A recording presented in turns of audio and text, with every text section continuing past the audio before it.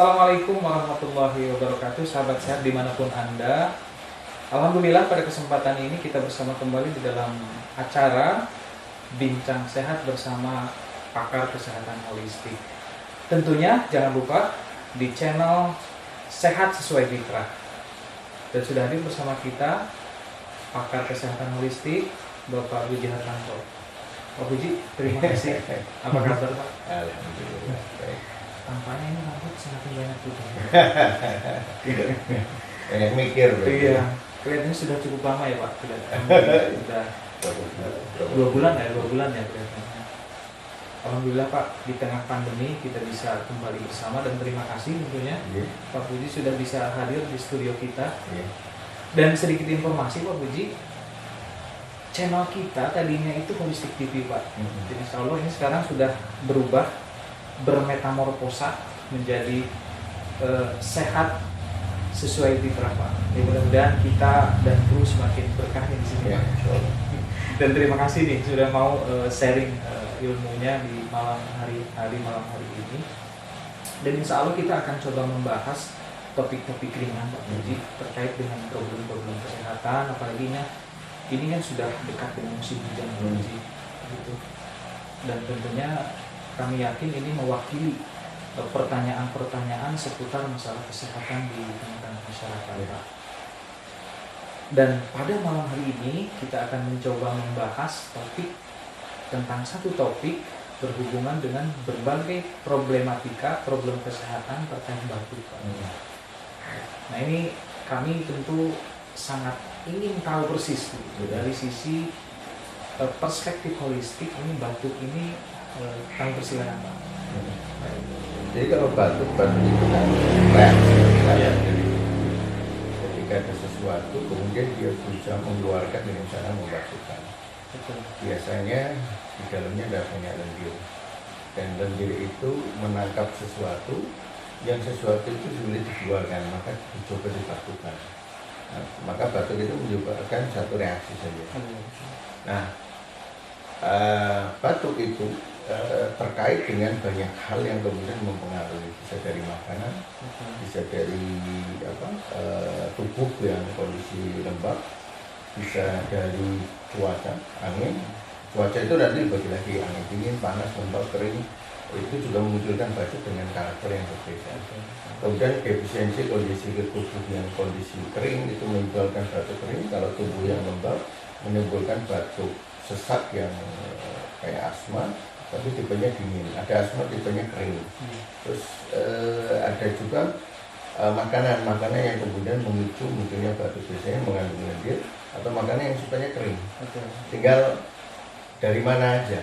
Jadi masalahnya cuma itu. Nah ini sepertinya sesuatu hal yang menarik sahabat sehat holistik dimanapun Anda, karena kalau kita lihat pendekatan Pak Puji di dalam menerjemahkan atau dalam bahasa kesehatannya menganamnesa, mendiagnosa itu ada satu langkah yang mendiagnosa bagaimana tadi Pak Puji menyampaikan ada lembab, dingin, itu bagaimana dilihat dari sisi lidah itu Pak ya.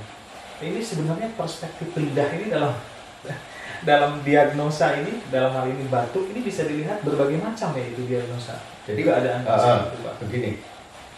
Kalau kita bicara penyakit, yang sering dilupakan orang itu ketika kita melihat batuk katanya. Betul. Ya. Maka orang konsentrasi di batuknya. Betul. Nah, padahal yang disebut batuk, kita bukan konsentrasi pada batuknya, tapi apa yang menyebabkan munculnya batuk itu. Jadi semua kasus penyakit, apapun itu jenisnya, apapun itu namanya, lihat proses terjadinya. Nah, ketika kita tahu proses terjadinya, maka kita tahu obatnya dan bagaimana mengatasinya.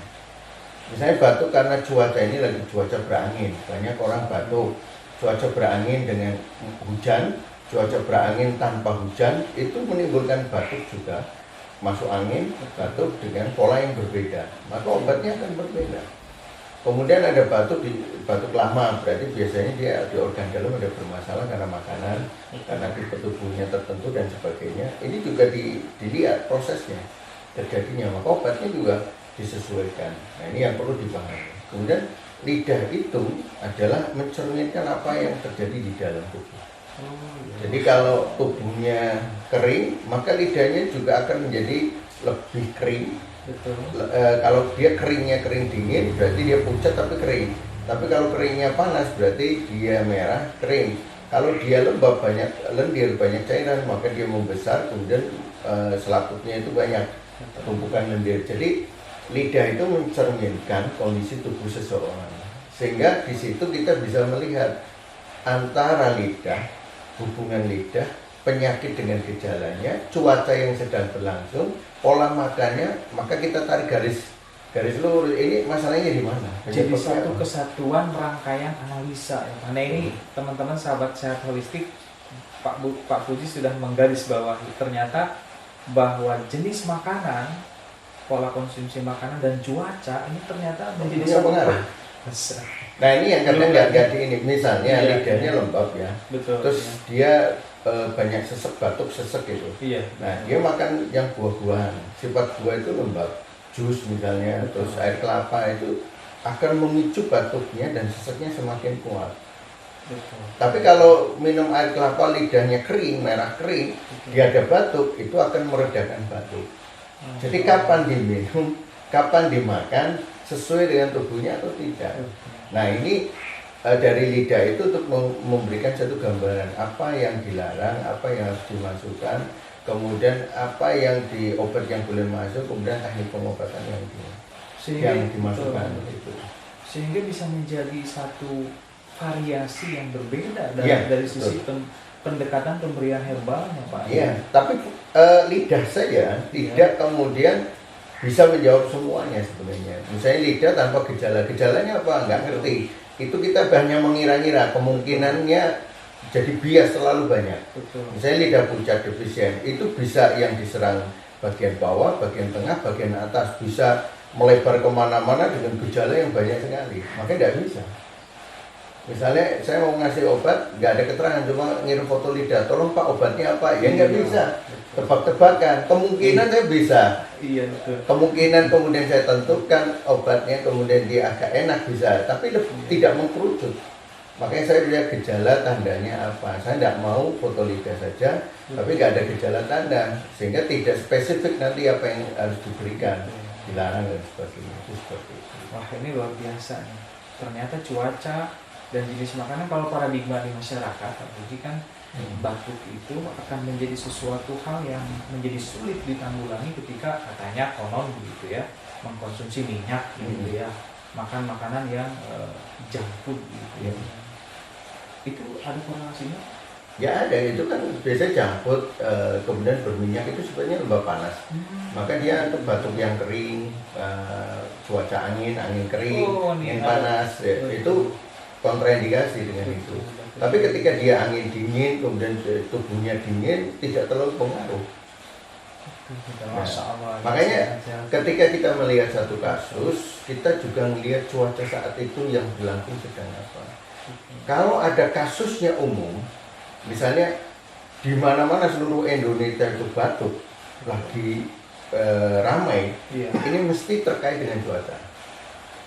Kan nggak mungkin. Iya, betul. Nah, masa pola makannya sama semua? Iya, seluruh Indonesia. Tapi ketika ini umum, saya ngomong ini cuaca. Nah, kemudian ketika mengatasinya tergantung tubuhnya dia, pola makannya dia, terus hubungan cuaca yang sedang berlangsung. Jadi parameternya ada. Tapi ketika kasusnya spesifik hanya dia saja, berarti ini masalah organ dalam, pola makan dan sebagainya. Luar biasa ya. Bahkan kalau dari sisi cuaca itu kan ada di kita itu kan cuaca itu ada pada umumnya ada 3 ya Pak ya. Kalau terkait dengan konsumsi nutrisi atau makanan minuman misalkan, itu juga ada pengaruh ya Pak. Ini misalkan es begitu, itu perspektif dari sisi logistiknya bagaimana tuh sampai bisa semakin memperparah ya kalau misalnya makanan dingin es ya. Es itu dia esnya apa? Air es saja, es teh misalnya, atau kopi dengan es, atau dia jus dengan es, atau infusi dengan es. Betul. Itu nanti karakternya beda-beda. Esnya itu hanya membawa dinginan saja, tapi yang dicampurkan di dalamnya sebagai minuman yang dengan es itu akan membawa kelembapan yang berbeda-beda. Misalnya jus dengan es. Betul. Jusnya jus yang kalau jus itu kemudian dia kalau dibiarkan kemudian berlendir, kayak buah kalau dibiarkan berlendir terus membentuk lendirnya banyak kemudian berbusa, itu akan membentuk sama di dalam tubuh kita. Esnya mendinginkan, ketika tubuh sudah bisa menghilangkan hawa dingin di es, yang tertinggal lendirnya itu. Yang ini nggak bisa diatasi tubuh kalau terus menerus. Sesekali kita makan yang keliru, tubuh masih punya kemampuan mengurai. Betul. Nah, mengadaptasi kemudian diurai, dibuang. Karena dia punya proteksi untuk mengatasi itu. Tapi kalau harian, akhirnya tubuhnya kalah. Kita kena angin ya, angin yang kita sehat, kena angin terus menerus, hujan terus menerus, mesti pada masa titik kerendahan kita tumbang. Betul Pak Buzi, memang ketika saya sendiri ya, kalau minum es gitu, itu memang betul, serasa langsung ada hadir lendir ya. Iya. Begitu Jadi ketika goreng-gorengan tuh Pak. dia kan kalau es itu dia mendinginkan. Sesuatu yang dingin itu melemahkan fungsi-fungsi organ, kerja organ. Contoh, kita bekerja kayak gini, Betul. Ini kan energi. Terus kita masukkan tangan kita ke es, terus kita gerakan kayak gini berat. Iya. Padahal tadinya tidak.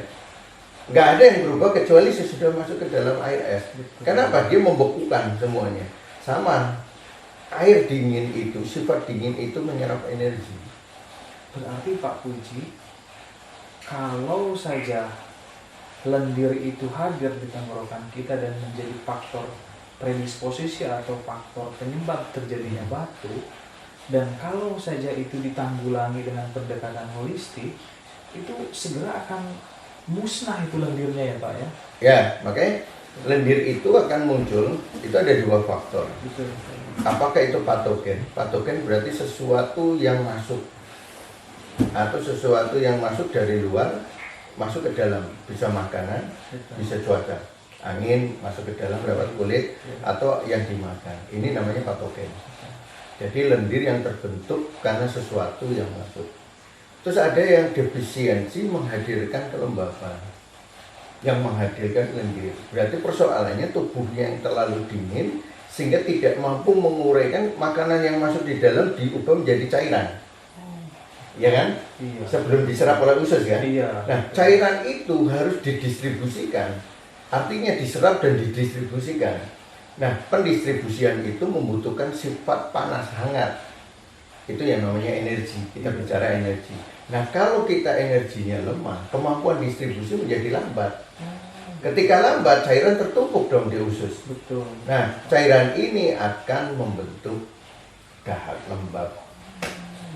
Itu yang nanti kalau ke bawah di dia naik cairan ke paru kan ada juga yang melembabkan paru. Nah, kalau dia suasananya lembab, cairan itu dia akan menutupi dinding-dinding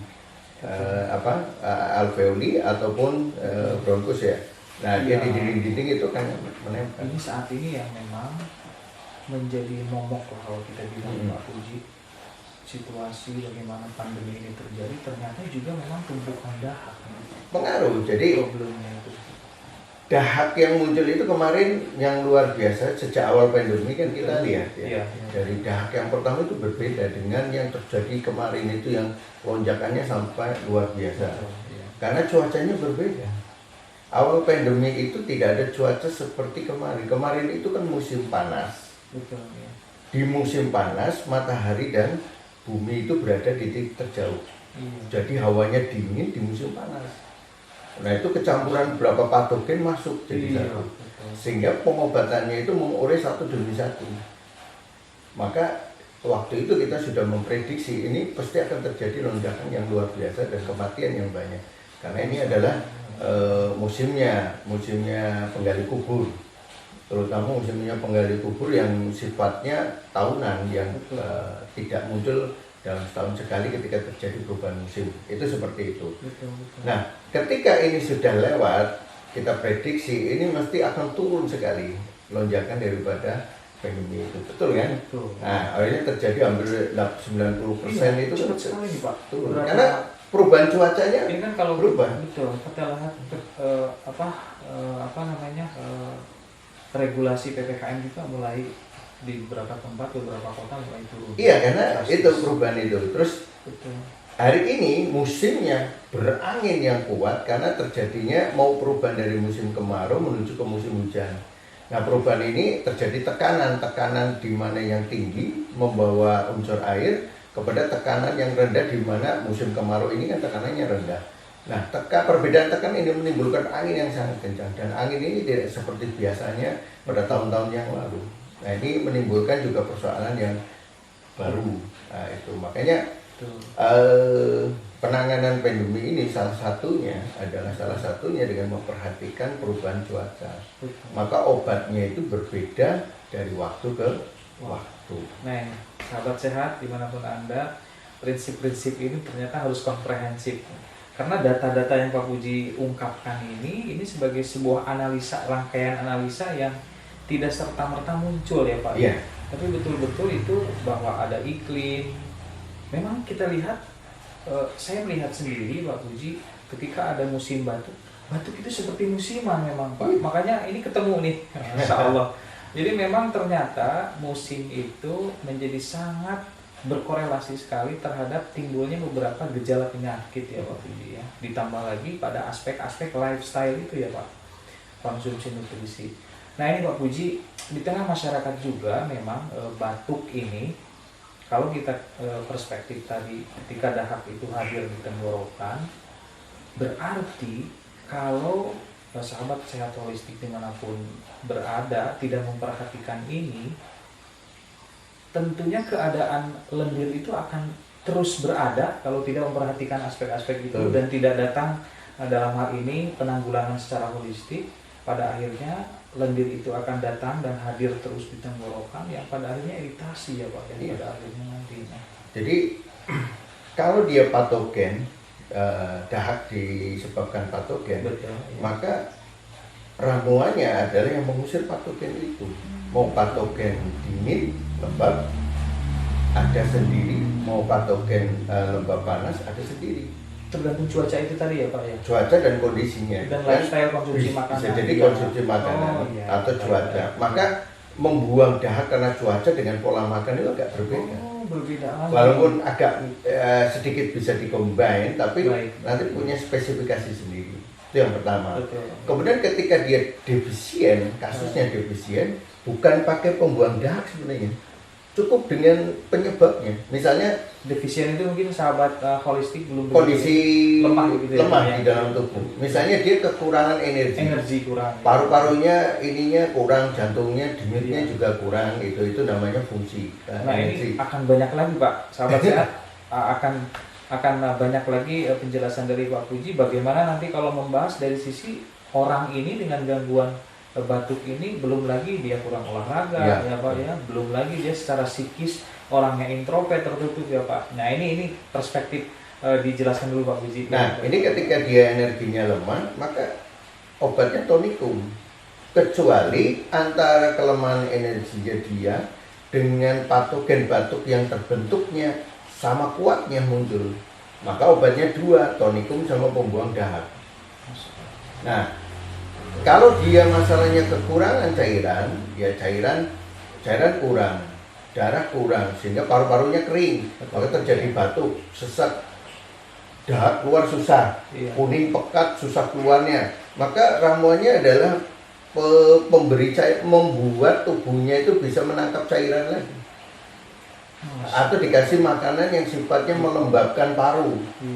Nah kalau dahaknya itu juga lengket dan banyak, berarti ada dua, dia dikasih cairan dan diberi ramuan pembuang dahak yang sifatnya untuk membuang kepekatan pada dahak tadi. Jadi itu yang dikerjakan. Terus ada pertanyaan lagi ketika ini mungkin ada sedikit perbedaan persepsi cara pandangnya. Misalnya pertanyaan, nah itu kan kalau musim cuaca itu kan flu itu kan virus, kan melihatnya di virusnya. Dari sisi itu tidak salah sebenarnya. Iya. Nah, kita melihat dari sisi penyebabnya. Sekarang pertanyaannya, virus itu punya nggak tempat media untuk hidup? Iya, betul. Kan virus itu butuh Iya, media untuk hidup. butuh, iya. Nah, betul, Pak. tubuh ketika dalam situasi cuaca tertentu terus tubuh itu kemudian berubah menjadikan suasananya memungkinkan untuk hidup virus itu, dia berkembang. Tapi ketika dia cuaca sudah berubah, tubuh juga berubah, virus itu tidak signifikan lagi berkembang di situ. Nah, kedokteran itu melihat virusnya, jumlah angkanya, kita melihat tubuhnya. Oh iya betul. Nah, artinya kan sama, Iya. hanya perbedaan persepsi saja. Bagaimana Pak Puji dengan pendekatan ilmu kesehatan holistik agar si virus ini tidak nyaman di tubuh kita dengan bagaimana tubuh kita mengembalikan pada keadaan fitrah. Contoh kayak gini, ini piring, ada banyak semut. Betul, betul. Satu sisi kalau kita ngusir semutnya itu bisa pakai semprotan sesuatu yang membuat semut itu mati, tapi mengotori. Dengan melihat, oh semut datang karena makanannya sudah dingin, kita panasi aja bawahnya. Kira-kira semutnya pergi nggak? Makanannya bersih nggak? Iya. Itu aja. Masya Allah. Teman-teman, sahabat sehat holistik, ada lagi beberapa poin. Udah poin terkait nutrisi, poin terkait cuaca, kemudian yang ketiga poin terkait tadi tubuh defisiensi itu ya Pak. Kemudian juga defisiensi itu lemah, energinya. Gitu. Ini jadi satu kesatuan bahan analisa yang memang komprehensif ternyata Pak Puji. Jadi Ini kan ada, fungsi holistik ya Pak. ya sebenarnya holistik itu melihat dari berbagai sisi dengan bahasa yang sederhana. Iya. Tapi mau dibahasakan dengan bahasa yang rumit ya bisa, dibuat bahasa sederhana bisa. Cuma saya cenderung lebih suka dengan bahasa yang sederhana, mudah diterima. Betul. Maka teman-teman di kedokteran, teman-teman kita di kedokteran Betul. tinggal membahasakan dengan bahasa mereka. Tapi inilah perspektif holistik Pak Puji ini yang saya kira ini menjadi satu perspektif yang saya kira berbeda dari holistik yang ada. Dan sahabat sehat holistik dimanapun Anda, perlu teman-teman sahabat sehat holistik ketahui bahwa disiplin keilmuan holistik Pak Puji telah dikembangkan juga saat ini bekerjasama dengan Universitas Patriarka ya Pak. Yeah. Kalau tidak salah sudah berjalan angkatan pertama ya Pak ya, dan itu terlegitimasi sertifikasi internasional. Jadi ini sangat menarik tentunya. Nah ini coba akan kita masuk Pak Puji, bagaimana akan memberikan satu sampel begitu ya, satu kasus batuk yang nanti dilihat dari berbagai aspek Pak. Bagaimana apabila seseorang dengan batuk keadaannya defisien ketika cuaca hujan nih, saat ini musim hujan, dan nutrisinya misalkan dia senangnya vegetarian gitu Pak. Nah, sebagai salah satu case, dan mungkin ada salah satu produk untuk penanggulangan ini Pak. Kalau defisien misalnya dia defisien Ya. dia tanpa nanti defisiensi pembagiannya banyak. Banyak juga Pak, lemah gitu ya. Jadi defisiensi dengan mudah terserang cuaca, angin, kemudian terjadi batuk karena cuaca. Jadi karena lemahnya tubuh, dia mudah terkena cuaca yang dingin, ada serangan misalnya hawanya dingin, cuaca dingin, dia terkena batuk, sesak. Kita punya produk yang namanya tonik 5 rasa, khusus untuk itu. Tapi ketika dia anak kecil misalnya atau orang dewasa, banyak hanya dahak saja yang membuat dia batuk tanpa ada ini karena patogen. Betul Ya sudah, madu flu kita kasihkan sudah cukup. Termasuk anak kecil yang batuk-batuk diobati nggak sembuh-sembuh karena Iya. banyak dahaknya, begitu dikasih 2 kali 1 sendok teh atau ini, dia sudah Masya Allah. membaik itu. Dan tadi perspektif mengembalikan tubuh ke dalam keadaan fitrah juga menjadi bisa dengan penanggulangan herbal ini ya Pak. Bisa. Baik Pak Puji, terima kasih banyak waktunya bincang sehat Iya. kita bersama pakar kesehatan holistik. Semoga Pak Puji sehat selalu, dan Amin. kita akan kembali bersama di episode berikutnya. Usikum wa nafsi taqwa. Assalamualaikum warahmatullahi wabarakatuh.